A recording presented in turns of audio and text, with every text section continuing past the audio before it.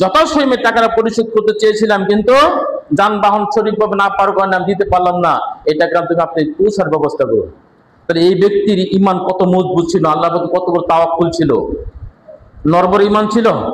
আমার মতন আপনার মতো নরবর ঈমান ছিল, কত বড় অটুট বিশ্বাস ছিল আল্লাহর প্রতি, যে আমি আল্লাহর প্রতি ঈমান এসে সে আল্লাহ আমার ব্যবস্থা করবেন, আল্লাহর প্রতি ভরসা করে পানিতে ফেলে দিলেন। আর ওই ব্যক্তি, ঋণদাতা ব্যক্তি, কিন্তু মনে করলেন সময় শেষ, আজকে তোমার টাকা পাওয়ার কথা, তো নদীর গাড়ি গেলেন, দেখেন কোনো যানবাহন আসে নাই, তিনি দেখতে পেলেন একটা কাঠের টুকরা নদীতে ভাসছে, সেটাকে নিয়ে আসলেন জ্বালানি কাঠ ব্যবহার করার জন্য।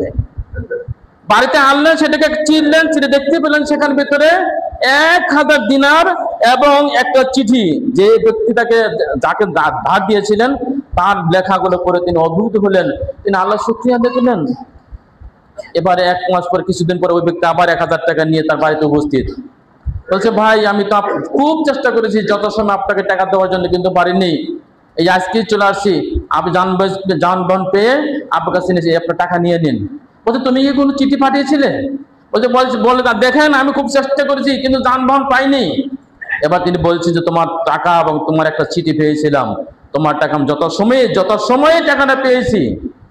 সম্মানিত উপস্থিতি, দেখুন যেটা কথা বলতেছিলাম, যে আল্লাহর প্রতি বিশ্বাস কতটুকু মজবুত বিশ্বাস ছিল, কত শক্ত বিশ্বাস ছিল, যে কত পিওর